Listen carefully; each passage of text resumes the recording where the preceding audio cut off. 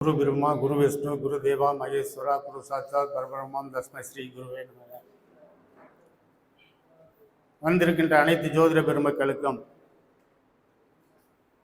முதற்கண் என் வணக்கத்தை உரித்தாக்கிக் கொள்கின்றேன். இன்றைய தினம் வழக்கத்திற்கு மாறாக ஒரு தலைப்பு என்னென்ன, எல்லோரும் பரிகாரம் சொல்கிறாங்களே, நாமும் ஏதாவது ஒரு பரிகாரத்தை சொன்னால்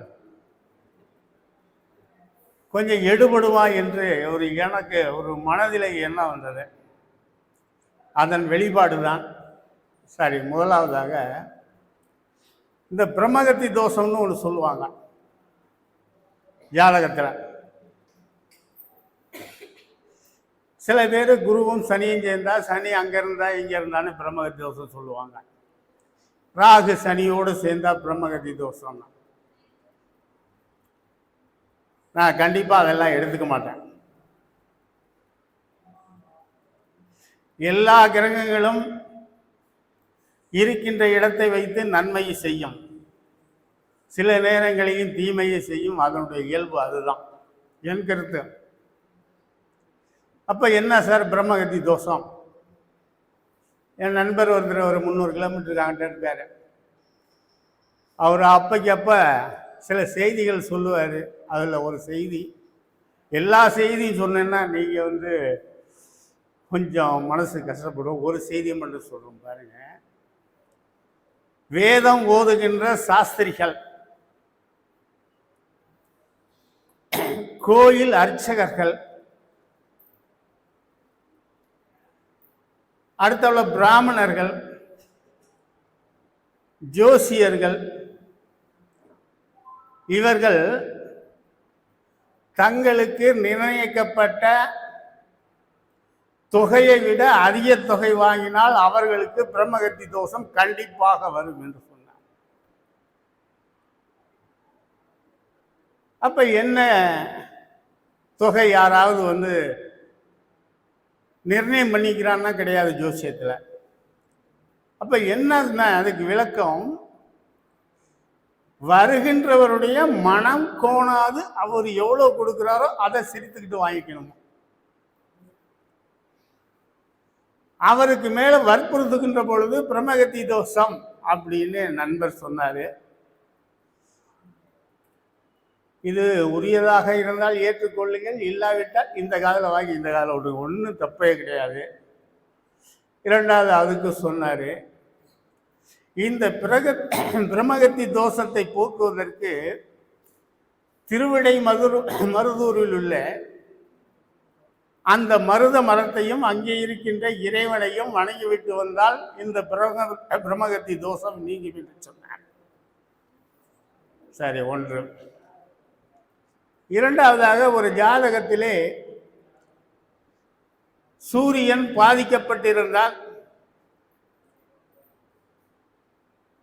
அதற்கான பரிகாரங்கள்லாம் என்னென்ன, ஒன்று, சிவபெருமானை வழிபடுங்கள், விபூதிகள் அணியுங்கள், இளம் சிவப்பு நிறமுடைய ஏதாவது ஒரு பொருளை அடையாளமாக வைத்துக் கொள்ளுங்கள். இதையே கொஞ்சம் டெவலப் பண்ணி சப்பாத்தி அதிகம் சாப்பிடுங்கள் என்று சொல்லுகின்றவர்களெல்லாம் இருக்கிறார்கள். ஏன் சப்பாத்தி? பால், மிளகு, ரசவாதம், வாதம், வைத்தியம், கோதுமை இவர்களுக்குள்ள அதெல்லாம்.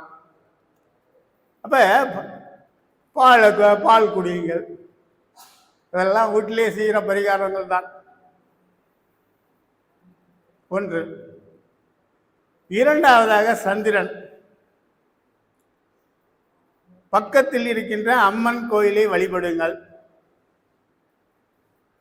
என்னாச்சுங்களா? இரண்டாவதாக, அந்த சந்திரனுக்குரியது பார்க்கிறோம். கலங்கன், சிவை, ஊன், ஊதுரு, மாதுரு, உப்பு, உப்புலவர், வண்ணான், குடை, அரிசி, பனிப்பயிறு, பிகல்வரங்கம், இப்படி நிறைய இருக்கு. நம்ம அரிசி சந்திரனுக்குரியது தான் அரிசி, சந்தனுக்குரியது தான் சாப்பாடு. அடுத்தாப்புல அதுக்கு ஒரு விளக்கம் சொன்னோம். நீங்கள் எல்லாம் நிலாச்சோறு தின்னு சாப்பிடுங்கள். தை மாசத்துல பரமன்றி வீட்டுக்கு மாடி இருந்தால் மாடி அல்லது பக்கத்தில் இருந்து அந்த சந்திரனை பார்த்து வணங்கி குடும்பத்தோடு வந்து உண்டீர்கள் என்றாலே மிகப்பெரிய தோஷம் கழியுமா என் நண்பர் கூற்று. இதை ஒரு கூட்டத்தில் சொன்னேன். இன்னொன்று விட்டிங்களேனாரு. என்னென்ன, இரவு நேரத்தில் சந்திரன் நம்மீது விழுகின்ற பொழுது தொட்டியில தண்ணி வச்சு அதில் குளிக்கணும்னாரு. ஓ, இவர் மன்னர் காலத்து கற்பனையில் இருக்காரு அப்படின்ட்டேன். சரி, சந்திரன். அடுத்தாப்புல செவ்வாய்க்கு உங்களுக்கு தெரியும், முருகப்பெருமான் சிகப்பு ஆச்சுங்களா. வில்லங்கம், அது முருகப்பெருமானுக்குனா தோரை, துவரம் பருப்பு தான் நிறைய சாப்பிட்றோம் சாம்பாரில். தோற்பு அவருடையது தான். இரத்த சம்பந்தமான பொருள், தீ சம்பந்தமான பொருள், கடினமான பொருளெல்லாம் அவருக்கு. அதை விட்டுருவோம். அடுத்தாப்புல புதன், பாரறிவன், பயறு, உளுந்து, தரா, வெந்தயம். வெந்தயம் நிறைய சாப்பிடுங்க. புதனுடைய ஆதிக்கம்.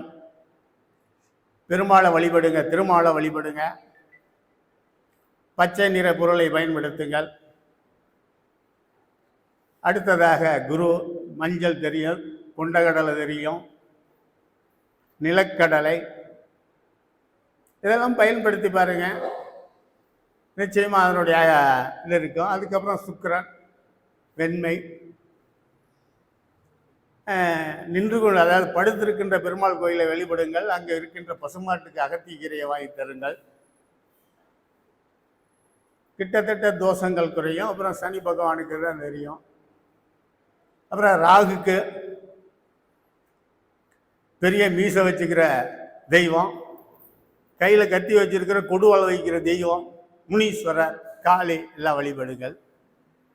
அப்போ கேதுக்கு என்ன விட்டுட்டீங்க? விநாயகரை கும்பிடுங்க. வாய்ப்பளித்த ஐயா அவர்களுக்கு நன்றி கூறி விடைபெறுகிறேன். நன்றி, வணக்கம்.